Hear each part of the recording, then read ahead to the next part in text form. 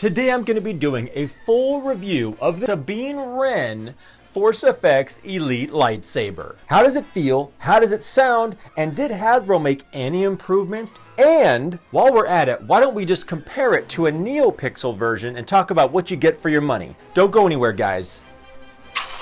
Whoa.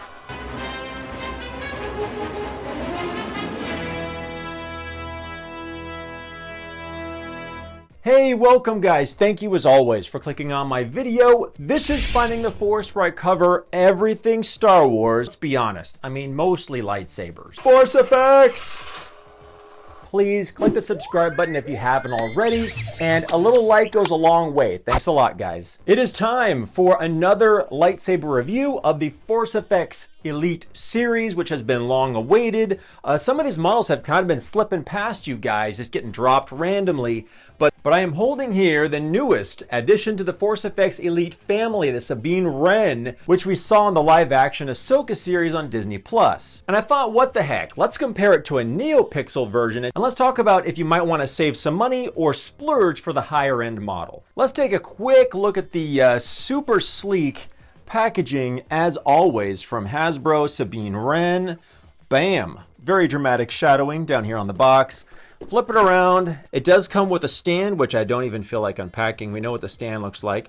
And it has all the same features as the previous Force FX Elite lightsabers, like flash on clash, lockup, and blaster deflect, and molten tip, which is actually a lot of features considering the price point. I've done a lot of reviews comparing the Galaxy's Edge and the Force FX Elite lightsabers because they're like the two most common retail similar priced lightsabers that you guys might be thinking of buying. So I like to compare them, and they're just wildly different. It's really fun. I think the other most recent Force FX Elite lightsabers include the Luke Skywalker, Obi-Wan Kenobi, and Darth Vader. Link up above to those, and I'll put a couple of those reviews at the end of this video for you guys. So let's just jump into it and check out the design of this Sabine Wren Force FX Elite Saber. There's a couple things that drive me nuts, and there is something really cool I want to show you guys. Ooh, real quick guys, if you do want to purchase this, I recommend using Amazon. Don't worry guys, it's just an Amazon link. Using my code helps out my channel. Much appreciated, guys.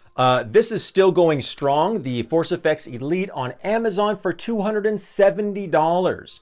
And this Neopixel on Artsabers is going for $470. Now we know the retail sabers have been known to go on sale if you're as patient as a Jedi, willing to wait to the holidays or Black Friday or something like that. Neopixel, which is several times brighter than even the enhanced LED lights, which come with the Force FX Elite, but also includes everything you're going to need, like a case, stand, tools, charger, instructions, screws, and all that stuff that you need to have fun and take it everywhere with you. Let's get a close look at this Force FX Elite lightsaber. My first impression is that it is a bit on the thick side. However, they did make the thinner neck look complimentary.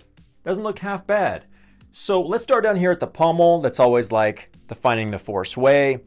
As you can see, I'm going to try to zoom in, try to focus here. This thing is riddled with little saber tattoos, as I call them. It's got the year, I don't know what LFL stands for, laughing freaking loud, maybe, which I can tell you right now, you're not going to find on the replica saber. Another thing that drives me nuts, now the pommel looks accurate, right? But on all the Force FX Elite lightsabers, we've got this belt clip that desperately needs some glue. I'm going to try my best during the demo to hold this down so we don't hear the clanging, but you unscrew it. And in case you guys were ever wondering, the battery packs never interchange with other sabers, and neither do the blades. They're getting very, very tricky. They don't want you interchanging them. They want you to buy a whole nother saber. I've called them myself about if they sell replacement blades. Working your way up, trying to get the light just right for you guys. This booster section, and actually the entire back side of the grip, is a really neat rubber, and it sticks to the hand really well. Cool texturing. These little columns on the grip, there you go, don't feel cheap. They don't feel like they're going to pop off at all. We got all the really neat accents of Sabine's lightsaber, which of course she took and modified, because Sabine modifies everything, from Ezra Bridger's lightsaber, who disappeared with the space whales. Got the cool accents here, and this activation box does work as an auxiliary switch, which I'll show you during the demo. We do have the notch, which is pointed at the right orientation for Sabine's version of this lightsaber. The shroud is very slick, and it's not a chrome, as you can notice. It has kind of a silver finish to it, which I love because chrome sabers just kind of make everyone feel a little bit more OCD. There is some weathering to this saber on certain spots if you look closely at the dial. Kind of a nice detail, although the whole saber isn't weathered, just the dial, so go figure. We do have the tiny little prongs on the right side, I guess we'll call it, and these kind of little vents, something that, a little detail that I'm sure we all wish would light up because blinky lights just make us happy. Now up here, this upper grip close to the emitter, it actually has a metal feeling to it, not like a rubber or a plastic, but it's very dense. And there is a subtle, I like this accent of this dark copper ring going around the neck, leading up to the emitter, which is Ezra Bridger's emitter with some really neat Cal Kestis uneven shrouds. I know you guys love shrouds because the Cal Kestis saber is definitely a fan favorite. And a really cool detail I do want to point out is that this saber does come with a more movie accurate blade plug. It's plastic and it kind of protects the connectors if you don't have the blade in here. And why not compare the size and the design from the Force FX Elite lightsaber here to the Neopixel. There you go, side by side. We've got much sleeker, thinner, slender, entire build to the saber. More of a chrome finish to the major shroud on the grip.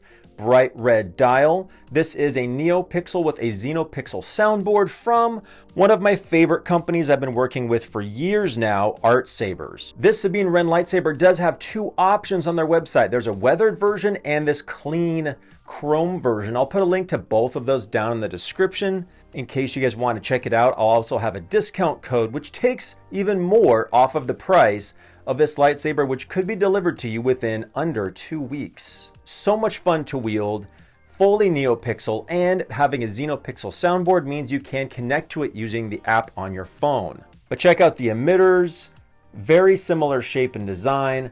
Again, I think they're actually of kind of similar weight. Just wanted you guys to be able to see both sabers from kind of all angles. All the major details are there, and actually I didn't quite notice that there looks like there's a little bit of speckled powdery weathering to the little accent prongs on the right side of the saber there. I'm surprised they're actually about the exact same length, but just a bit more movie accurate and easier to grip in the hand and do tricks with the Neopixel. The Force FX Elite Saber does have quite a few blade effects, which you can't find on its competitor, the Galaxy's Edge Disney Sabers. This one has, which I'll show you in the demo in just a second, triggered swing sounds, flash on clash, blaster deflect, lockup, and tip drag. Not to mention, I'll just stress one more time that the Force FX Elite Sabers do have enhanced LED blades. So opposed to the Galaxy's Edge Disney blades, which light up in chunks and are not as bright, there's more lights, but you can see the scroll of the blade. So if you guys haven't caught my other reviews on the Force FX Elite lightsabers, I did point out that all the Force FX Elite Sabers recently are branding right there their blades. So if you collected a few of them and stored them in a bin, at least it'd be very easy to find which one goes with your saber. And I think to make the sabers look more accurate, the more common design that I have found with the models is that you'll take the emitter off, we'll take out the cap there, the blade plug, slide the blade up through the emitter and secure it in the hilt. Little twist, it kind of clicks in there. Then we screw in the emitter, which I also want to point out, when you screw the emitter on, it is completely dead center with the rest of the saber. If it were just 1 degree off in any direction, it would probably drive most of us nuts, right? Now with the Neopixel, this excellent Neopixel saber comes with a screen accurate whole upper emitter that I will unscrew here. And now I will screw on the emitter that can accommodate a 1-inch crazy bright Neopixel blade. This saber also comes packed with tons of different sound fonts, and I'll stress one more time, you can get your cell phone out. I think it's 30, it's about 30 sound fonts. Connect to the saber and change anything on it. The length of the blade, how it flashes. You can scroll from 1 to 30 in just like this with your finger. Change the volume and check the power level all from your cell phone. It's crazy easy to connect. I do it all the time. What do you guys say? Let's turn these on and do a little demo and check out the features. Yes, that's better. I'll start off with the Force FX Elite Saber first. 3, 2, 1. So pressing the dial button will activate and deactivate the saber. And again, I'm going to hold this belt clip so you don't hear the clanging sounds. First impression is that the volume is pretty low. I do have fresh batteries in this thing, by the way. So it's not picking up all the swing sounds, but when I swing it, it actually has really good sound swing sensitivity. Check this out. Dude, okay, that's pretty good. Notice I didn't trigger any of the clash effects, which has been more of a problem with the previous models. Let's give it a spin test. You can kind of hear the belt clip. The thinner neck is actually helping me and is comfortable enough for me to do some spins. So I'm gonna give it a thumbs up on the spin test. Ah, that's really quiet. All right, clash effects. I do want to say quick that I do hear the kind of metallic sound that is unique to Sabine Wren, and that's a big deal, guys, because I think the Darth Vader, the Luke, and the Obi-Wan all kind of sound the same. It's been kind of a running gag on my channel that all the Force FX lightsabers sort of sound very, very similar, but this one does have a unique hum sound to it. Blaster deflect. And I'm going to hand it to him. When you hit blaster deflect, as you can see, little blasters get triggered along the blade.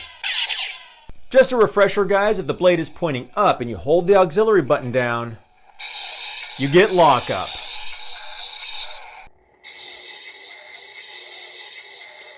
And if it's pointing down, tip drag.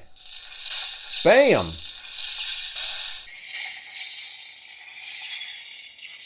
There's also been a wide variability with all the different models. The Palpatine, I remember the tip drag was like 1/3 of the blade, a little excessive. This is much more of an appropriate length. There you have it. All the features working good. The smooth swing's working good. I give it a thumbs up, guys, but it's got the removable blade. It has a blade plug. Overall, I think they did a good job.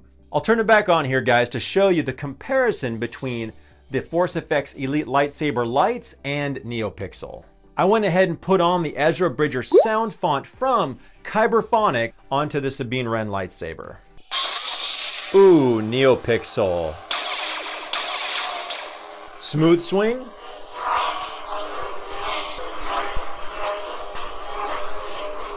Blaster deflect.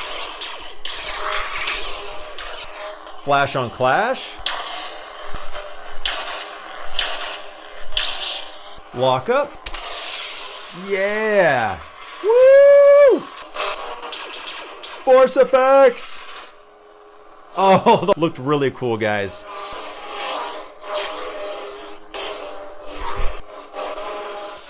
You guys have to check out the chassis. It slides right out, super easy. And check this out. When it's activated, we've got fully LED lights on either side of the chassis. Dude, Neopixel sabers are coming so packed with extra features, just like on the Common. It's awesome. But again, guys, I love so much how convenient it is to just take this out, bring it over to the wall, and use the rechargeable port. Plug it in, forget about it. It stops charging when it's done. I don't think soundboards always used to do that, so it's really nice that you can just plug it and leave it, go to bed, wake up, it's ready to go. If you watched the end of my video, thank you! You guys are the best. I hope you're taking care, being safe, and always have an awesome Star Wars day. Watch out now. Double lock up. Yeah! Woo!